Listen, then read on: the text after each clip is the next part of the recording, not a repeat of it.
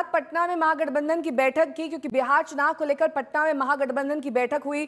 खबर यह है कि मीटिंग में सीएम चेहरे को लेकर तेजस्वी यादव के नाम पर कोई सहमति नहीं बन पाई है।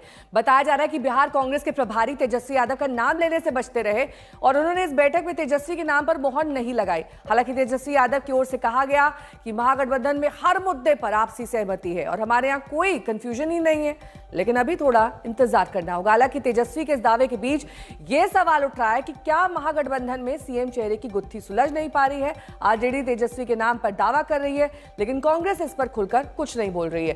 सवाल यह भी है, क्या यह सीट बंटवारे से पहले दबाव वाली राजनीति है या कांग्रेस किसी और प्लान की तैयारी में है। कमेटी महागठबंधन की बनी है, जिसकी अध्यक्षता की जिम्मेवारी जो है मुझको दी गई है और आप लोगों को अब चिंता करने की कोई जरूरत नहीं होनी चाहिए। अब चिंता जो है भाजपा के लोगों को करने दीजिए। हम लोग हर एक मुद्दे पर हम सब लोगों की सहमति है, किसी को कोई विरोध नहीं है। आप बात सुनो भाई, बात सुनिए ना। हर चीज एक ही दिन दे देंगे। थोड़ा एक चीज थोड़ा धैर्य दीजिए ना, थोड़े इंतजार का मजा दीजिए। और वहीं महागठबंधन में नामों पर सहमति नहीं बन पाई है। उधर बीजेपी ने कहा कि तेजस्वी कुछ भी कर ले, इस बार एनडीए ही जीतेगा।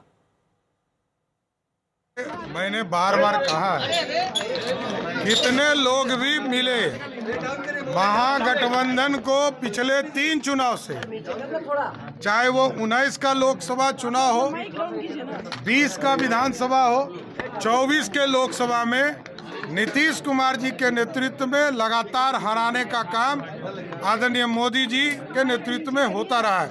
इसलिए आगे भी ये लोग हारते ही रहेंगे। और इन सब के बीच बैठक से पहले वीआईपी चीफ मुकेश सहनी का एक बयान वायरल हो गया है। सहनी ने डिप्टी सीएम को लेकर अपनी दावेदारी ठोक दी। मुकेश सहनी ने नालंदा की बैठक में कहा कि जब तक हमारे पास 2 से 3 दर्जन विधायक नहीं होंगे तब तक हमारी पार्टी आगे ही नहीं बढ़ेगी। अगर हमारे पास इतने विधायक होंगे तो हमारी सरकार बनेगी और मेरे छोटे भाई तेजस्वी यादव सीएम बनेंगे और निषाद का बेटा डिप्टी सीएम बनेगा।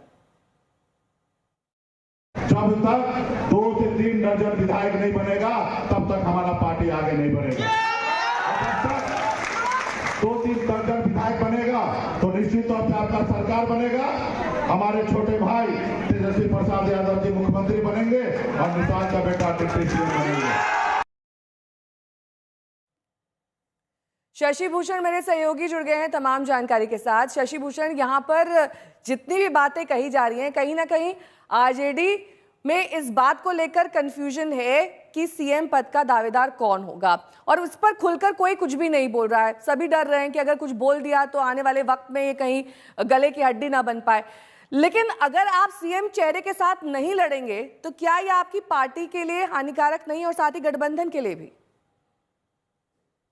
बिल्कुल सही बात कही आपने नेहा। देखिए, सीएम फेस अगर डिक्लेयर नहीं होगा तो इसका कंफ्यूजन जो है वो अपने वोटर्स के बीच में भी, मतलब महागठबंधन के जो वोटर हैं उनके बीच में भी कहीं ना कहीं नकारात्मक इसका प्रभाव डालेगा। तेजस्वी यादव जब 3 घंटे की बैठक के बाद मीडिया से बातचीत कर रहे थे तो हमने सवाल यही किया था कि सीएम फेस या कैंडिडेट को लेके या नेतृत्व को लेके क्या चर्चा हुई।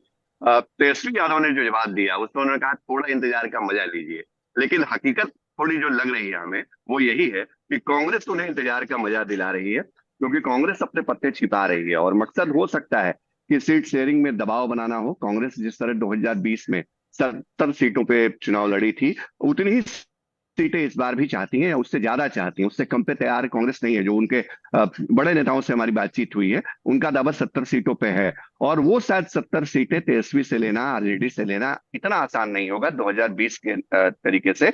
इसलिए नेतृत्व के सवाल पे कहीं ना कहीं तेजस्वी यादव के नाम पर एक वीटो कांग्रेस लगा के आगे बढ़ रही है, जिसकी वजह से दबाव आरजेडी के ऊपर हो, तेजस्वी यादव के ऊपर हो और वो असर दिख भी रहा है नेहा। क्योंकि हमने कल देखा तेजस्वी यादव भी शायद ये उम्मीद पाले बैठे थे कि उनके नाम पर मुहर लग जाएगी, ऐलान हो जाएगा या उसको लेके कम से कम कांग्रेस सांकेतिक भाषा में ही कुछ कहेगी, लेकिन हुआ ऐसा नहीं।